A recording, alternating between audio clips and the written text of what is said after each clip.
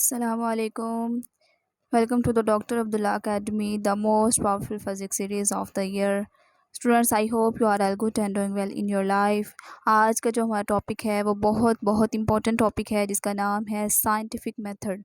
Students, ये एक बहुत ही अहम टॉपिक है और इसका जो बेसिक कॉन्सेप्ट है वो ये है कि ये एक ऐसा मुनज़्ज़म और मेथड वाइज तरीका है जिसके ज़रिए साइंसदान नेचुरल और जो फिज़िकल वर्ल्ड है उसमें मौजूद जितने भी प्रॉब्लम्स हैं उनको सॉल्व करते हैं और सच्चाई को तलाश करने की कोशिश करते हैं। इस टॉपिक में हम बेसिकली यही सीखेंगे कि जो साइंटिस्ट हैं किस तरह किसी भी प्रॉब्लम को या मसले को किस तरह से अंडरस्टैंड करते हैं, मसले को किस तरह से पहचानते हैं, फिर उसके बाद वो किस तरह मुशाहिदा करते हैं और फिर वो किस तरह अंदाज़ा लगाते हैं या उसको दूसरे अल्फाज में हम हाइपोथेसिस कह सकते हैं। और फिर उसके बाद किस तरह वो तजर्बात करते हैं, फिर वो डाटा को रिकॉर्ड करते हैं और फिर उसके बाद वो एनालिसिस करते हैं यानी तजज़िया करते हैं और आखिर में जो लास्ट वाले स्टेप में वो किस तरह एक थ्योरी या कानून तक पहुंच जाते हैं। तो हम एक बेसिक कॉन्सेप्ट से एडवांस तक जाएंगे कि किस तरह वो प्रॉब्लम को पहले आइडेंटिफाई करते हैं और लास्ट स्टेप में वो सारे प्रोसेस के बाद एक थ्योरी या एक लॉ जो है वो बन जाता है। तो स्टूडेंट्स, ये टॉपिक जो है वो हमें ये सिखाता है कि साइंस सिर्फ एक ख़याली बातों का नाम नहीं है बल्कि मुशाहिदे, तजर्बात और बार बार टेस्ट पर यकीन करने का नाम ही साइंस है। तो चलिए स्टूडेंट्स, इस टॉपिक को प्रॉपर तौर पर इसको रीड कर लेते हैं और देखते हैं इसके अंदर क्या है। बिस्मिल्लाहिर्रहमानिर्रहीम। Rabbi ज़िदनी इल्मा rabbi ज़िदनी इल्मा rabbi ज़िदनी इल्मा। आमीन आमीन आमीन। Scientific method is a systematic approach used to search for truth of an issue and problem solving regarding natural and physical world। वही बात जो मैंने ऊपर बताई कि जो साइंटिफिक मेथड है ये एक सिस्टमेटिक अप्रोच है यानी एक मुनज़्ज़म तरीका है। एक सिस्टम के तहत ये चल रहा होता है जो किसके लिए यूज़ होता है, प्रॉब्लम्स को हल करना। और कौन-कौन से प्रॉब्लम आ जाते हैं, कुदरती आ सकते हैं यानी नेचुरल और फिज़िकल दुनिया के अंदर डिफरेंट तौर के डिफरेंट तरीके के जो प्रॉब्लम्स हैं वो आ सकते हैं और उन प्रॉब्लम्स को देखते हुए डिफरेंट तरह के हक़ाइक़ को तलाश करना और ट्रुथ को रिवील करवाना जो उस इशू का या उस प्रॉब्लम की वजह बना है उसी को ही कहते हैं कि ये साइंटिफिक मेथड है। स्टूडेंट्स, जब इसका मतलब ये है कि जब साइंसदान कोई भी सवाल या मसले को हल करना चाहते हैं तो वो बेतरतीब तरीके से नहीं बल्कि एक ख़ास तरतीब और असूल के तहत आगे बढ़ते जाते हैं स्टेप बाय स्टेप। इसी तरतीब को हम साइंटिफिक तरीका कहते हैं। It is based on the following steps. ये जो तरीका है, जो साइंटिफिक मेथड है जिसके ज़रिए साइंसदान किसी भी प्रॉब्लम को, इशू को हल करते हैं, सॉल्व करते हैं, वो इन स्टेप्स पर जो है मुश्तमिल होता है। अब हम देखेंगे बारी बारी कि ये जो साइंसी तरीका है या जो साइंटिफिक मेथड है वो किन किन मराहल पर मुश्तमिल होता है। तो चलिए इसको प्रॉपर स्टार्ट करते हैं। आइडेंटिफाई और रिकॉग्नाइज एन इशू और अ प्रॉब्लम। सबसे पहले जो हमने करना है या जो सबसे पहले साइंसदान करते हैं वो सबसे पहले किसी भी प्रॉब्लम या किसी इशू को पहचानते हैं या उसकी शनाख्त करते हैं यानी आइडेंटिफाई करते हैं, उसको पहचानते हैं। तो पहचानना जो होता है ये सबसे पहला स्टेप होता है और यूँ ही कह लें ये एक शुरुआत होती है किसी भी मेथड की। तो सबसे पहला ये कदम होता है साइंसदानों का कि देखते हैं कि आखिर किस मसले को हल करना चाहिए। सबसे पहले मसले को आइडेंटिफाई करते हैं कि मसला है क्या। मिसाल के तौर पर स्टूडेंट, जैसे रोशनी है वो सीधी लाइन में हरकत करती है तो साइंसदान कहते हैं कि अब इसको देखना है कि ये क्यों सीधी लाइन में हरकत करती है। तो ये एक सवाल उनके माइंड में बन जाएगा क्योंकि ये एक प्रॉब्लम बन जाएगा, ये इशू बन जाएगा क्योंकि इसके बारे में उन्होंने तहकीक करनी है। तो वो इस सवाल को अपने माइंड के अंदर बना लेंगे कि रोशनी जो है वो सीधी लाइन में क्यों सफ़र करती है। अब ये एक मसला बन चुका है जिसको पहचानना जो है, जिसको आइडेंटिफाई करना पहला स्टेप होगा। दूसरे स्टेप की तरफ चलते हैं। Gather information through observation of its various aspects. अब जो दूसरा जो मेथड है, सॉरी, जो दूसरा स्टेप है उसके अंदर क्या करना है, उसके अंदर हमने मुशाहिदात करने हैं, ऑब्जर्वेशन करनी है। मुख्तलिफ एस्पेक्ट से यानी मुख्तलिफ पहलुओं से हमने क्या करना है, मुशाहदात करके क्या करना है, गैदर इंफॉर्मेशन यानी मालूमात को इकट्ठा करना है। यानी प्रॉब्लम को पहचानने के बाद, ये पता लगाने के बाद कि प्रॉब्लम है क्या, उसके बाद जो साइंसदान होते हैं वो मुशाहिदात करते रहते हैं, चीज़ों को गौर से देखते हैं और नोट करते हैं अपने 5 सेंसेस को इस्तेमाल करते हुए। जैसे चीज़ों को देखते हैं, उसको सुनते हैं, उसको टच करते हैं, टेस्ट करते हैं, हर तरह से उसको ऑब्ज़र्व करने की कोशिश करते हैं और उस चीज़ के बारे में जो प्रॉब्लम बन चुका है या जो इशू है, उसके बारे में इंफॉर्मेशन इकट्ठी करते हैं ताकि मसले के बारे में ज़्यादा से ज़्यादा जो मालूमात हैं वो मिल सकें और मसले को हल करना या उसको डीपली तौर पर अंडरस्टैंड करना ईज़ी हो जाए। ये थे 2 स्टेप, अब तीसरे स्टेप की तरफ चलते हैं। तीसरा है पर्पस एंड एक्सप्लेनेशन और a guess work known as the hypothesis. यहाँ पे तीसरे स्टेप में ये है कि प्रपोज एंड एक्सप्लेनेशन, यानी प्रपोज मतलब पेश करना, एंड एक्सप्लेनेशन और गेस यानी कोई वजाहत पेश करना या अंदाज़ा लगाना। गेस का मतलब होता है अंदाज़ा लगाना, नोन एज़ द हाइपोथेसिस, यानी अपने पास से अंदाज़ा लगा लेना कि ये मसला है तो इसके पीछे ये वजह होगी। अंदाज़ा खुद से अपने पास से लगा लेना या अपने पास से वजाहत करते फिरना, उसको कहते हैं हाइपोथेसिस। जब साइंसदान काफ़ी ज़्यादा मुशाहिदात कर जाते हैं तो साइंसदान एक अंदाज़ा सेट कर लेते हैं कि इस मसले का जो मुमकिना हल है वो ये हो सकता है। यानी हाइपोथेसिस जो है वो ये होता है कि ये हो सकता है। अपने पास से वो अंदाज़े सेट कर लेते हैं और इस अंदाज़े को कहते हैं कि ये क्या है, ये हाइपोथेसिस है, ये एक एजुकेटेड गेस है। गेस सेट कर लेते हैं कि अंदाज़ा सेट कर लेते हैं कि इस मसले का हल ये हो सकता है, उसको कहते हैं हाइपोथेसिस। उसके बाद चलते हैं फोर्थ पॉइंट की तरफ, जो कि है हमारा परफॉर्म एक्सपेरिमेंट और collect evidences to test the hypothesis. अब अंदाज़ा लगा लिया, सबसे पहले हमने प्रॉब्लम को जो है आइडेंटिफाई किया, उसके बाद प्रॉब्लम के बारे में इंफॉर्मेशन को गैदर किया, उसके बाद हमने गेस किया या उसको कहते हैं हाइपोथेसिस। हाइपोथेसिस हमने पेश किया और उसके बाद हाइपोथेसिस के बाद करना, उस हाइपोथेसिस पर हमने एक्सपेरिमेंट करने के आया जो हमने अंदाज़ा सेट किया है क्या वो सही है या नहीं है। तो जो हमने अंदाज़ा सेट किया है या जो हाइपोथेसिस सेट किया है उसको हम क्या करेंगे, उसको जांचने के लिए क्या करेंगे, एक्सपेरिमेंट्स करेंगे, तजर्बात करेंगे और उसके बारे में जो है एविडेंसेस को कलेक्ट करेंगे या जो शुहादात होते हैं उसको इकट्ठा करेंगे। यानी जो साइंसदान हैं वो सिर्फ अंदाज़े ही सेट नहीं करते, बल्कि जो साइंस है वो सिर्फ अंदाज़ों पर नहीं चलती, बल्कि इसे एक्सपेरिमेंट्स कर कर के, तजर्बात कर कर के इसको सही तौर पर परफॉर्म किया जाता है या परखा जाता है। अगर जो अंदाज़ा हमने सेट किया है या जो हाइपोथेसिस रखा है वो सही है हमारा, तो तजर्बा जो है वो इसकी तस्दीक करेगा, उसको जो है एविडेंस उसकी प्रोवाइड करेगा। लेकिन अगर हमारा अगर हमारा अंदाज़ा या हमारा हाइपोथेसिस ही गलत था, तो फिर जो हमारा एक्सपेरिमेंट होगा वो उसको गलत साबित करेगा हमारे अंदाज़े को। तो फिर जो है एक नया अंदाज़ा या एक नया हाइपोथेसिस बनाया जाएगा। तो ये था फोर्थ पॉइंट की एक्सप्लेनेशन। अब चलते हैं 5 पॉइंट की तरफ, जो कि है record, organise and analysis gather data. तो यहाँ तक हमारे पास जितनी भी मालूमात को हमने इकट्ठा किया है और जितनी भी हमने इंफॉर्मेशन को रिकॉर्ड किया है उसको क्या किया, हमने गैदर कर लिया है, यानी इसको इकट्ठा कर लेना है। Plotting and interpreting graphs to reach at a conclusion which is called a theory. अब क्या करना है कि एक ग्राफ बना लेना है जिसके ऊपर सारे डाटा को एक मुनज़्ज़म तरीके के साथ हमने प्लॉट कर देना है और एक ग्राफ बना लेना है। जो ग्राफ है वो एक शॉर्ट तरीका है किसी भी जो इन्फॉर्मेशन है उस तक पहुंचने का, और इसको जो है हमने इसको कहते हैं एक थ्योरी बना लेना। यानी जब साइंसदान एक्सपेरिमेंट्स कर कर के जो रिज़ल्ट जो है हासिल करते हैं फिर उसको लिखते हैं, ठीक है। सबसे पहले हाइपोथेसिस बना, हाइपोथेसिस के बाद एक्सपेरिमेंट्स किए, एक्सपेरिमेंट के बाद वो क्या करते हैं, जो रिजल्ट्स आते जाते हैं एक्सपेरिमेंट करने के बाद, क्योंकि जो साइंसदान होते हैं वो बार बार एक्सपेरिमेंट करते हैं और बार बार एक्सपेरिमेंट के ज़रिए जो रिजल्ट्स आते रहते हैं वो उनको नोट डाउन करते रहते हैं और वो चार्ट्स बनाते हैं, इसी तरह वो ग्राफ बनाते हैं और फिर उनको समझ कर एक कंक्लूजन निकालते हैं, एक नतीजा निकालते हैं।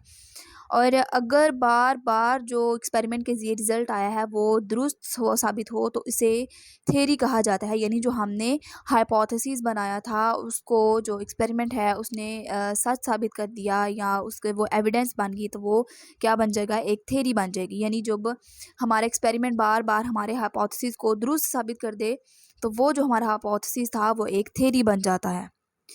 आगे देखते हैं 6 वाला पॉइंट जो कि है लास्ट पॉइंट, इसको देखते हैं। Repeated test of the theory to wide range of similar issues then led towards the formulation of a law.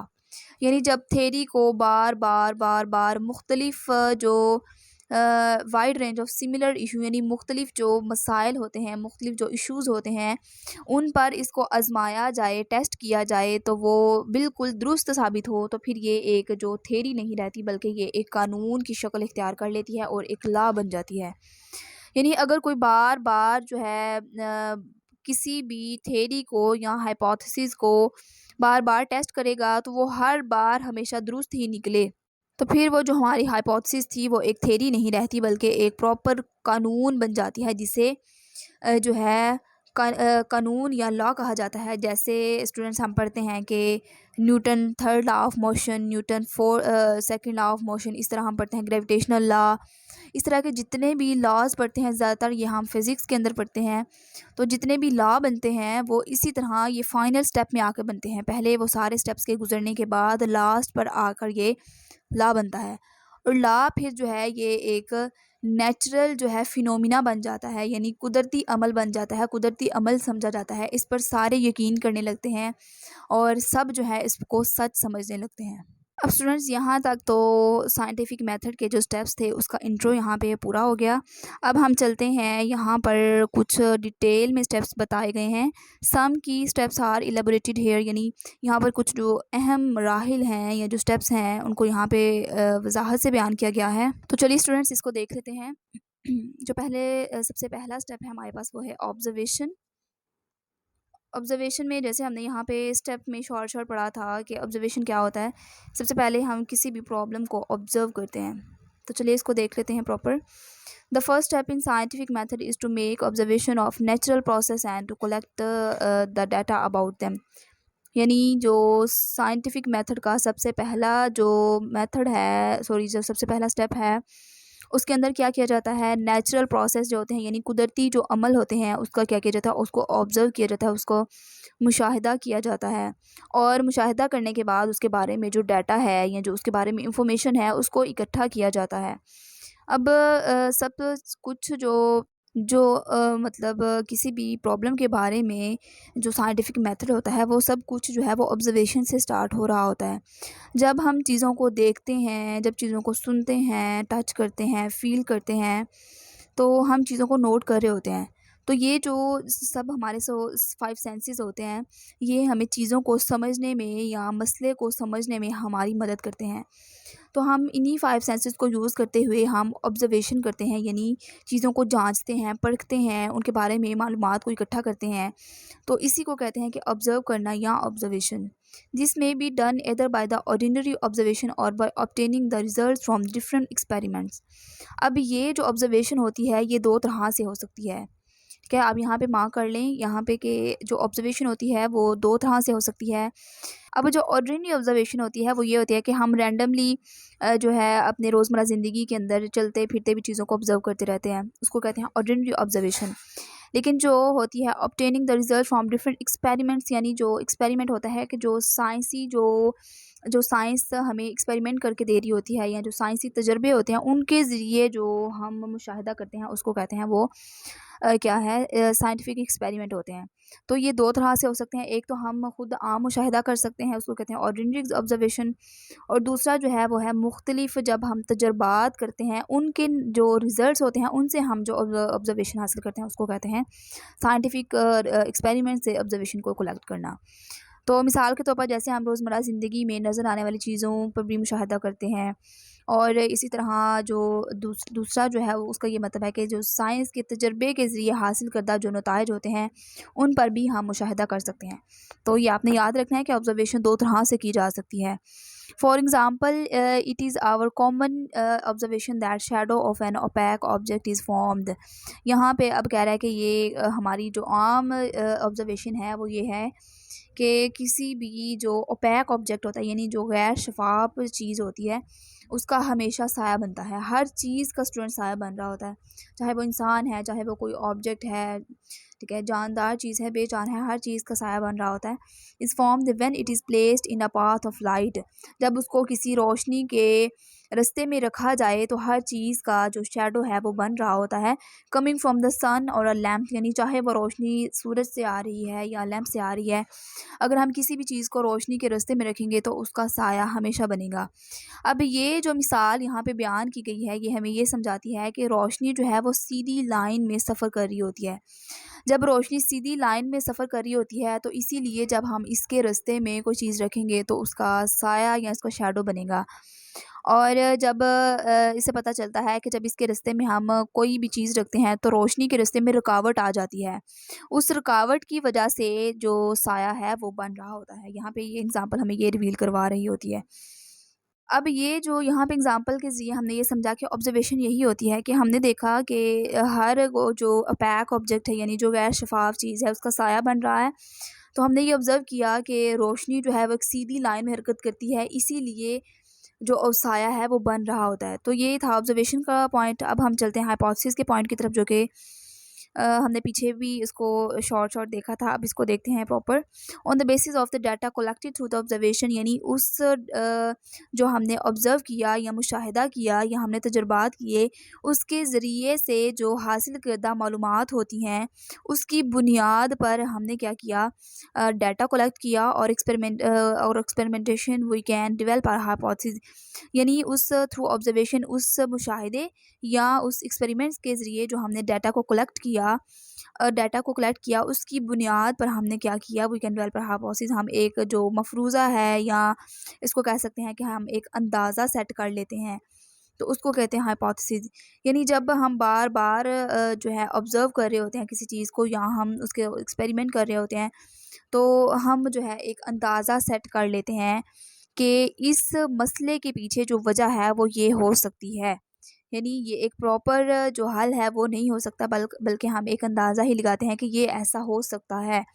इसी ऐसा हो सकने को ही हाइपोथेसिस कहते हैं, कि अपने पास से अंदाज़े सेट कर लेना। ये प्रॉपर रिज़ल्ट नहीं है, ना ही प्रॉपर हमारा यहाँ पे काम ख़त्म हो जाता है, बल्कि हमने यहाँ पे एक टेम्परेरी तौर पर एक खुद से अपने पास से रिज़ल्ट सेट कर लेना है कि ऐसा हो सकता है। तो उसको कहते हैं hypothesis.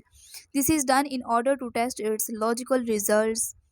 It is assumed that natural will act in a particular way under certain specific circumstance। अब जो हाइपोथेसिस सेट किया जाता है वो कहता है कि दिस इज डन, ये इसलिए किया जाता है कि जो हमारे लॉजिकल रिजल्ट्स हैं या जो हमारे लॉजिकल नताइज हैं उनको टेस्ट किया जा सके, उनको परखा जा सके। यानी ये माना जाता है, इट इज़ अज्यूम्ड, ये माना जाता है कि जो जितने भी फितरत के जो हालात होते हैं, फितरत जो है या नेचर जो है वो स्पेसिफिक सर्कमस्टेंस यानी मखसूस हालात में एक ख़ास तरीके से अमल करती है या अमल करेगी। इसका मतलब ये है कि हम फ़र्ज़ करते हैं कि अगर ऐसा हो तो नतीजा हमेशा वैसा बन जाएगा। यानी हम अंदाज़े ही सेट करते हैं कि अगर ऐसा है तो ऐसा ही होगा। ठीक है? तो ये इसको कहते हैं हाइपोथेसिस, और इसको बार-बार करने से जो हमारे एक्सपेरिमेंट हैं उनको हम टेस्ट कर सकते हैं, उनको हम अच्छे तरीके से परख सकते हैं। तो जो ये हाइपोथेसिस होता है वो बेसिकली हम यही कहते हैं कि जो अब नेचर है वो ख़ास जो सर्कमस्टेंसेस होते हैं उनमें इस तरह से एक्ट करेगी। तो इसको कहते हैं hypothesis. From the above example, यानी ऊपर वाली एग्जाम्पल से जैसे हमने देखा ऊपर वो ये कि लाइन जो रोशनी है वो सीधी लाइन में हरकत करती है, इसीलिए हर चीज़ का साया बन रहा होता है। We assume that shadows of opaque objects are formed when they come in the path of the light because light travels in a straight line. अब ऊपर हमने ये ऑब्ज़र्व किया कि रोशनी के रास्ते में अगर कोई चीज़ रखी जाए तो उसका हमेशा शैडो बन जाता है। अब जो हाइपोथेसिस यहाँ पे बनेगा वो हाइपोथेसिस ये होगा कि शायद जो लाइट है वो सीधी लाइन में हरकत करती है, सीधी लाइन में, स्ट्रेट लाइन में मूव करती है, इसीलिए जो अगर हम इसके रास्ते में कोई चीज़ रखते हैं तो उसका जो शैडो है वो बन जाता है। तो ये हमने हाइपोथेसिस यानी अंदाज़ा सेट किया कि ये हो सकता है। ठीक है? ये हो सकता है इसीलिए शैडो बनता है। तो इसलिए ये इसको कहते हैं हाइपोथेसिस, यानी अंदाज़ा सेट कर लेना कि जो लाइट है वो सीधी लाइन में हरकत करती है, इसीलिए तो उसका साया बनता है। तो ये जो है हमने अंदाज़ा सेट किया, यानी अगर रोशनी टेढ़ी मुड़ती, दाएँ मुड़ती, बाएँ मुड़ती तो साया ना बनता। लेकिन चूँकि हमने ये अंदाज़ा सेट किया है कि जो रोशनी है वो सीधी मूव करती है, इसीलिए जब हम रुकावट रखेंगे तो रुकावट के जो पीछे पिछली साइड पे साया बन जाता है। तो यही हमारा जो है वो हाइपोथेसिस होगा इस केस में। यहाँ तक था सेकंड पॉइंट। अब चलते हैं थर्ड स्टेप की तरफ, जो कि है हमारा एक्सपेरिमेंट। यानी जब हमने अंदाज़ा सेट कर लिया है, अब उस अंदाज़े को सही साबित करने के लिए हमने बार बार से तजर्बात करने हैं, एक्सपेरिमेंट करने हैं। तो चलिए इसको देखते हैं। Experiment is an organised repeated process which is used to test the truth of the hypothesis. अब एक्सपेरिमेंट जो है स्टूडेंट, ये एक रिपीटेबल प्रोसेस है, यानी बार बार किए जाने वाला एक प्रोसेस है। ये प्रोसेस जो है ये एक स्टेप में मुकम्मल नहीं हो जाता, बल्कि हम बार बार जो है वो प्रोसेस इसको दोहरा रहे होते हैं, और एक ऑर्गेनाइज तरीके से यानी मुनज़्ज़म तरीके से हम उस प्रोसेस को बार बार दोहरा रहे होते हैं। जो कि किस लिए यूज़ होता है कि हमने जो हाइपोथेसिस ऊपर सेट किया है उसको टेस्ट करने के लिए कि आया जो हमने अंदाज़ा सेट किया है वो हमारा अंदाज़ा ठीक भी है या नहीं। अगर तो एक्सपेरिमेंट जो है वो सही साबित करेंगे उस हाइपोथेसिस को, तो फिर हमारा हाइपोथेसिस भी सही होगा। लेकिन अगर एक्सपेरिमेंट जो है वो गलत साबित करेंगे उसको, तो वो हमारा जो हमने हाइपोथेसिस बनाया है वो सही नहीं होगा। तो हमने यहाँ पे देखा कि जो साइंसदान होते हैं वो सिर्फ इस बात पर यकीन नहीं करते कि ये जी हमने अंदाज़ा कर लिया तो बात वही सच्ची होगी, बल्कि जो अंदाज़ा करना है उस पर यकीन नहीं करना, उस पर बैठे नहीं रहना, बल्कि उसको बार बार हमने एक्सपेरिमेंट करके, तजर्बात करके देखते रहना है, ताकि ये साबित हो सके कि जो हमने हाइपोथेसिस सेट किया है वो हमारा दुरुस्त भी है या नहीं, यानी उसको टेस्ट करना है। To verify the assumption made in the above example, यानी जैसे हमने ऊपर वाले एग्जाम्पल में देखा था कि ऊपर वाली जो एग्जांपल, यानी जब हर चीज़ का साया बन रहा होता है, उसको हमने एक्सपेरिमेंट करने के लिए उसको यहाँ पे उसने वेरीफाई किया है कि हमने जब ऊपर वाली हाइपोथेसिस बनाया था कि रोशनी सीधी लाइन में सफ़र करती है, उसको हमने जो है वेरीफाई करने के लिए, यानी उसको दुरुस्त साबित करने के लिए यहाँ पर एक्टिविटी यहाँ पर बयान की गई है कि एक्टिविटी करेंगे हम यहाँ पर, और उसको देखेंगे कि किस तरह रोशनी जो है वो एक सीधी लाइन में हरकत करती है। क्या करना है इसके लिए, 4 कार्डबोर्ड्स लेने हैं, यानी 4 जो हैं वो आपने गत्ते लेने हैं। गत्ते लेने के बाद क्या करना है, ईच विद अ होल, हर गत्ते में आपने क्या करना है, सुराख करना है।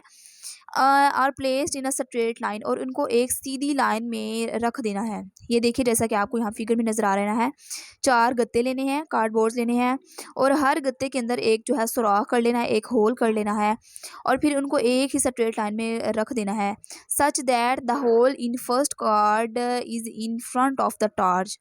अब क्या करना है कि उनको जब हम सीधे लाइन में रख देंगे, तो जो पहला गत्ता है उसका जो सुराख है वो टार्च के बिल्कुल सामने होना चाहिए। जैसे ये देख देख सकते हैं आप, ये जो पहले गत्ते का जो ये होल है वो टार्च के बिल्कुल बिल्कुल स्ट्रेट लाइन में है। इसको हमने रख देना है ताकि जब हम टार्च को ऑन करें तो उसकी जो रोशनी है वो बिल्कुल स्ट्रेट लाइन में इस गत्ते के अंदर से गुजर सके।